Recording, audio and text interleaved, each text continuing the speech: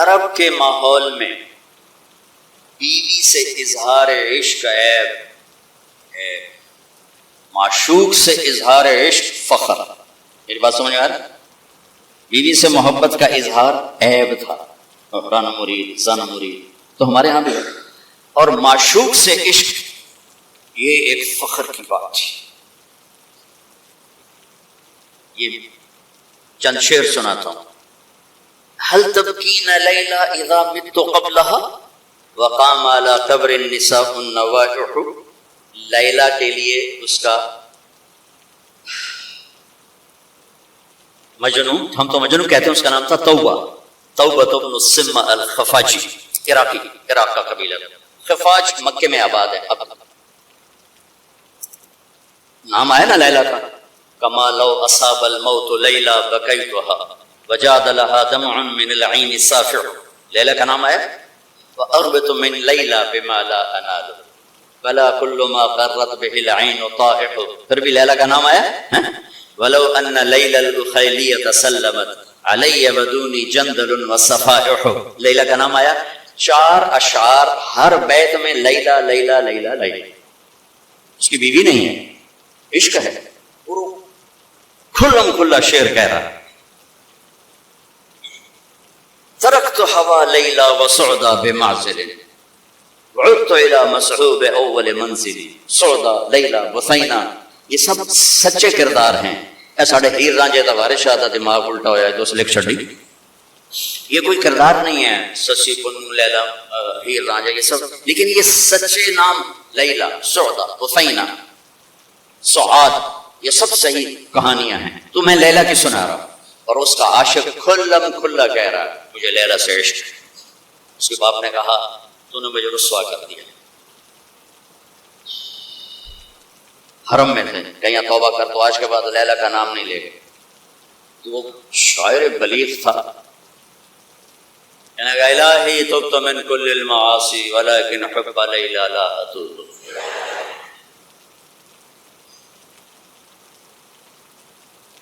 اللہم لا تسلبنی حبها ابدا ویرحم اللہ عبدا قال آمین۔ یہ 2 شعر پڑھ کے اپنے کو سنا دی کہ یا اللہ ہر گناہ سے توبہ، لیلا کی محبت سے نہیں، جو میری دعا پہ آمین کہے اس کا بھی بھلا کر۔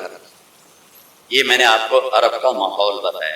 اس ماحول میں کسی کا کہنا مجھے بیوی سے پیار ہے جگر گلے کا کام۔ یہ بات سمجھ میں آ گئی؟ اب سنو، مسجد میں محفل ہے اور میرے نبی سے ایک شخص پوچھتا ہے یا رسول اللہ من احب الناس الیک، آپ کو سب سے زیادہ کس سے پیار ہے؟ اور یہ کام کھلا سوال ہے، کھلی مجلس ہے، اور آپ کھل کے فرماتے ہیں عائشہ سے،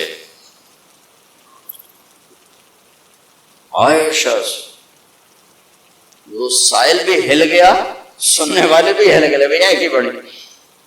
اس نے جلدی سے سوال بدلا، یا رسول اللہ میرا مطلب ہے کہ مردوں میں سے کون پیارا ہے؟ تو آپ نے نبض اس کی دیکھ لی، تو اب آپ نے کہنا تھا ابو بکر سے، تو آپ نے کہا عائشہ کے ابا سے، ابوہا عائشہ کے ابا سے۔ میرے بچوں، میرے محترم اساتذہ و مفتیان، یہ زندگی پڑھانے کی ہے جو ان کے کام آئے گی۔ انشاءاللہ رفع یدین کرنے والے بھی جنت میں جائیں گے، نہ کرنے والے بھی جائیں گے۔ اگر کبائر سے اجتناب ہے، محرمات سے اجتناب ہے، تو اونچی آمین کہنے والی بھی جائیں گے، پست آمین کہنے والی بھی جائیں گے۔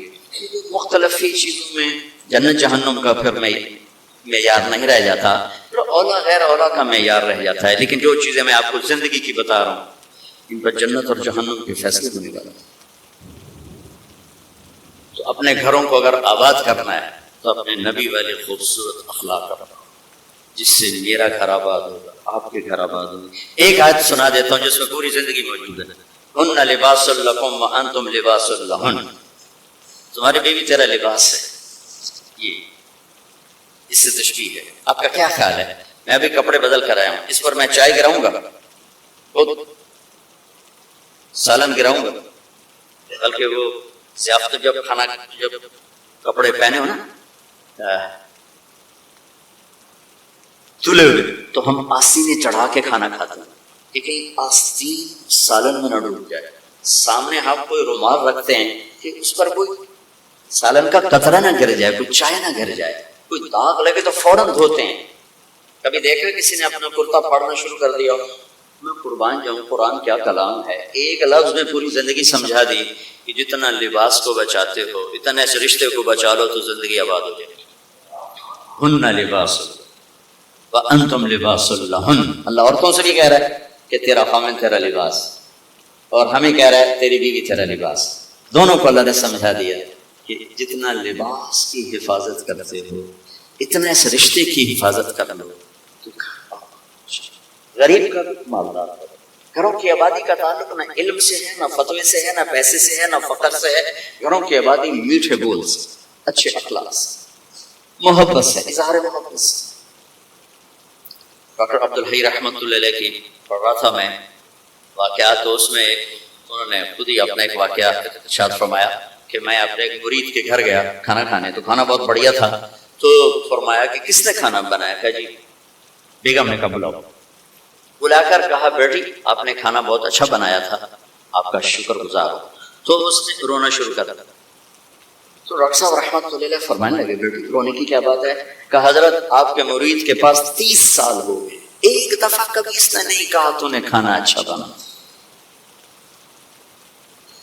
حوصلہ افزائی کرو, تعریف کرو. دیکھو خوشامد حرام ہے, تعریف تو حق ہے. وہ جو آتا نا اس کے منہ میں مٹی ڈالو, اس سے مراد تعریف نہیں خوشامد. اس میں بڑے اشکال میں رہتا تھا. حوصلہ افزائی تو پر یہ آ رہا ہے کہ جو تعریف کرو اس کے منہ میں مٹی ڈالو. تعریف تو حوصلہ افزائی کی چیز. پھر ابن ماجہ پڑھاتے ہوئے میرے سارے سوال حل ہو گئے. یا معاذ ایاک والتمادع فانہ الذبح. معاذ خوشامد سے بچنا, یہ ذبح کر دینا ہے. جہاں جہاں یہ لفظ آتا ہے تعریف کرے منہ میں مٹی ڈالو, خوشامد خوشامد خوشامد. تعریف میرے نبی تعریف کرو, اپنے صحابہ کی کتنی تعریف فرما رہے, موقع موقع پر ان کی تعریف فرما رہے ہیں. تو اپنے رشتوں میں اپنے رشتوں کو پانی لگاؤ میٹھے بول کے ساتھ. تعریف کھانا بنا دو کیا اچھا بنا ہے, لباس پہنا کیا خوبصورت لگ رہا ہے. ماں کی تعریف کرو, باپ کی تعریف کرو, استاد کی کرو, استاد شاگرد کی کرے, اس سے حوصلہ بڑھتا ہے. خوشامد حرام ہے, تعریف میرا حق ہے, آپ کا حق ہے. میں آپ کی کوئی تحریر دیکھوں, آپ کا کوئی تقریر دیکھوں, آپ کی کوئی چیز دیکھوں تو میرے ذمہ ہے کہ میں آپ کی حوصلہ افزائی. تو رشتوں کو پانی پلانے کے لیے حوصلہ افزائی, تعریف, کمیوں سے درگزر, اس سے میرے عزیزوں گھر آباد ہوتے ہیں. وہ عالم کا گھر ہو, مفتی کا گھر ہو, یا کسی ان پڑھ کا گھر ہو, گھروں کی یہ شکل و صورت 4 دن کا کھیل ہوتا ہے, کشش ختم ہو جاتی ہے. لیکن حسن سلوک, حسن اخلاق ایسا حسن ہے جو ہمیشہ چڑھتے سورج کی طرح چڑھتا ہے, کبھی ڈھلتا نہیں. سورج تو نصف النہار پہ آ کے ڈھل جاتا ہے, اخلاق کا سورج موسم نہیں ڈھلتا ہے, یہ چڑھتا جاتا ہے, چڑھتا جاتا ہے. تو اپنے گھروں کو آباد کریں حسن سلوک کے ساتھ, حسن اخلاق کے ساتھ. میرے نبی حضرت میمونہ کے گھر میں تھے. اب رات کو پیشاب آیا, باہر نکلے, پیچھے آنکھ کھل گئی اماں جان کی, دیکھا بستر خالی, چکر دے دیا ان کو. سوکن پنے نے کہنے لگی اچھا میری باری میں مجھے چھوڑ کر دوسری بیوی کے پاس چلے گئے. سوکن پنا کنڈی لگا دی. اللہ کے نبی آئے, دروازہ بند, دستک دی, میمونہ دروازہ کھولو. کہا میں تو نہیں کھولتی. ہم نے کہا کیوں؟ کہا مجھے چھوڑ کے دوسری بیوی کے پاس چلے گئے. کہ اللہ کی بندے انی حاقن, حاقن کہتے ہیں زور سے پیشاب آیا. کہ مجھے پیشاب آیا تھا بڑے زور کا. کوئی پیشاب نہیں, مجھے پتا ہے آپ کہاں گئے ہیں. وہ حضرت عائشہ پیشاب ہو رہا تھا. تو آپ نے کہا میمونہ انا رسول اللہ, میں اللہ کا رسول ہوں, صرف تیرا خاوند نہیں ہوں, میں کیسے خیانت کر سکتا ہوں. پھر ان کو کرنٹ لگا, پہلے وہ سوکن پن آئے گا تھا. سوکن, کن کیسے کہتے ہیں؟ لوہے کو تیز کرتے ہوئے ہار بناتے ہوئے چھوٹے چھوٹے ذرات اڑتے ہیں, ذرات, اس کو کن کہتے ہیں. آنکھ میں پڑ جائے نا تو آنکھ آدمی تڑپ جاتا ہے. تو جس کی آنکھ میں 100 ذرے پڑ جائے اس کا کیا حال ہوگا؟ یہ ہے سوکن. سوکن اس سے کہ آنکھوں میں 100 ذرے پڑ گئے. بشر ہے تو انہوں نے کہا آپ نے کہا میں اللہ کا رسول ہوں، میں خیانت کر سکتا ہوں؟ پھر تم جا کے نا دروازہ کھولا، ڈرتے ڈرتے تو اللہ کے نبی مسکراتے ہوئے آئے اور آ کر اپنے چار ایک لفظ، میرا عزیزو یہ میرے نبی کی خوبصورت زندگی ہے جس میں یہ سارے دروس موجود ہیں۔ زندگی کو حسین بنانے کے لیے پیسہ نہیں چاہیے، اخلاق چاہیے، شکل صورت بھی نہیں چاہیے، اخلاق چاہیے، اچھے اخلاق، میٹھا بول۔